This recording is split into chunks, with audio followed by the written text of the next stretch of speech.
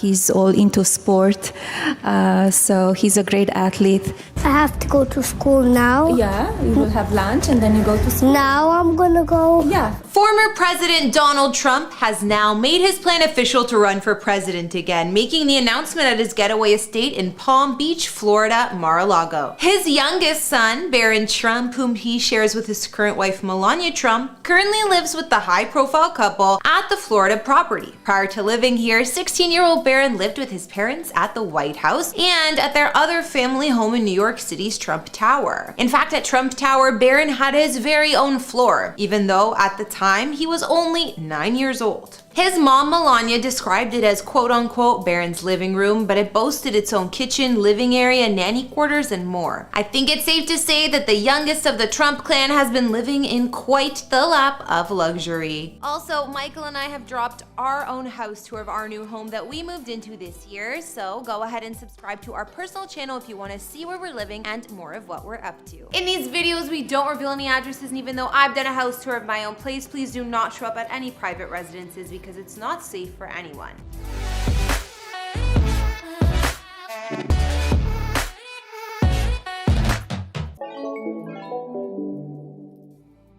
Barron Trump is Donald Trump's only child with his current and longtime wife, Melania. Unlike a handful of his older half-siblings, Barron, who's currently 16 years old, stays out of the spotlight for the most part. Over the last few years, Barron has been spotted traveling with his parents and often by their sides. And when his father was still president, they would hop on and off Air Force One or the president's helicopter. They would often go from their private properties like Mar-a-Lago in Florida back to the White House where they were living at the time, and so forth. Clearly, Barron lives with his high-profile parents since he's still a teen, and that in itself comes with a ton of luxurious perks. After months of living in New York City with Melania, back when Donald became president the first time around, Barron finally made the move to the White House halfway through his father's first year in office. However, before that, Barron lived in what might have been his nicest quarters thus far at the Trump Tower in Manhattan, New York. Why was it Barron's nicest living situation, you might ask? Well, in his parents' multi-level penthouse here, he had an entire floor to himself despite being a kid. His mother referred to it as Barron's living room, and what did a 9-year-old need with his own mini apartment? Who knows? But Trumps could no doubt afford to provide their son with these extravagant perks. Barron's living room was complete with its own kitchen, living room, and even quarters for his nanny as well as Melania if she wants to hang out. Considering how fully stocked his setup was, it actually sounds like moving into the White House was kind of a downgrade for him. However, when Barron was living in the White House, he did get access to a bowling alley, a basketball court, a movie theater, a games room, a swimming pool, and much more. Certainly enough to keep any young man occupied. Over in Manhattan,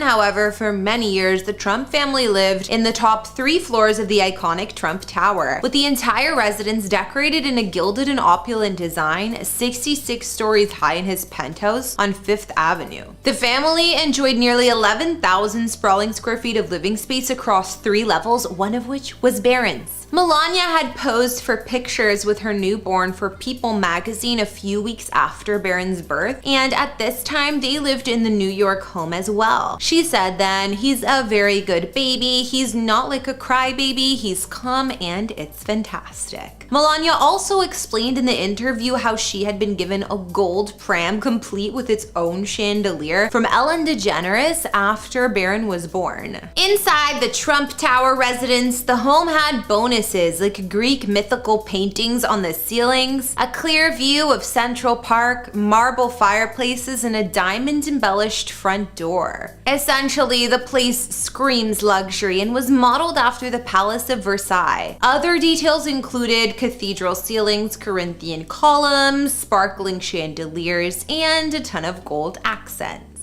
Trump took Forbes on a tour during the last presidential election, boasting that the size was about 33,000 square feet. But he had over-exaggerated just a little bit. He had an office on the 26th floor in the building, so living and working here was easy, even a private elevator to reach it. When Trump built the tower in 1983, the landmark skyscraper became one of the most recognizable and greatest in the world. When it was completed, it was the tallest glass building in Manhattan at the time, rising over 600 feet into the city's skyline and sitting on less than an acre of land. Visually striking with its glass curtain wall and sawtooth faceting, its bold bronze exterior is a dramatic architectural masterpiece that has received rave reviews from the New York Times architecture critics. Its interior, with a 100-foot mirrored atrium, 7-foot waterfall, and marbled floors, was also equally impressive. These days, it's said that Trump's massive penthouse here would be worth an estimated $54 million. After Barron's father was no longer president, the family moved to their current main residence, the Mar-a-Lago estate over in Palm Beach, Florida. The Trump property here is even bigger than their NYC home, boasting 58 bedrooms, 33 bathrooms, and 12 fireplaces throughout. Considering this is where the family has been primarily living, this is also where Donald Trump recently announced his intent to run for a second presidential term, which he had teased for several months prior to the actual announcement. During his last presidency, the exclusive Mar-a-Lago resort, which is also where Donald, Melania, and Barron are living currently, was often referred to as the Winter White House, as it was their vacation retreat. Following the end of his presidential term, the Trumps decamped to the lavish property. In 2020, reports of construction at the estate's living quarters stoked rumors of the move long before they officially called it their main abode. Melania was also spotted looking at schools for a young Barron, and sure enough, in 2021, it was confirmed that he was in fact enrolled at a private school in Palm Beach. The exclusive school that Barron is attending is at the Oxbridge Academy, from which he will graduate in 2024. Oxbridge Academy is located in Palm Beach County and was founded in 2011 by billionaire William Koch, brother to Republican mega donors Charles and David Koch, and a previous fundraiser for Trump's campaigns. Reportedly, tuition costs to attend Oxbridge High School are currently $34,800 a year. Well, when Barron isn't busy with his studies, he can take in the luxurious setting of the family home Mar-a-Lago. Before becoming the family's main abode, it always served as the Trump family's upscale weekend getaway, and has also hosted a number of high-powered visitors over the years.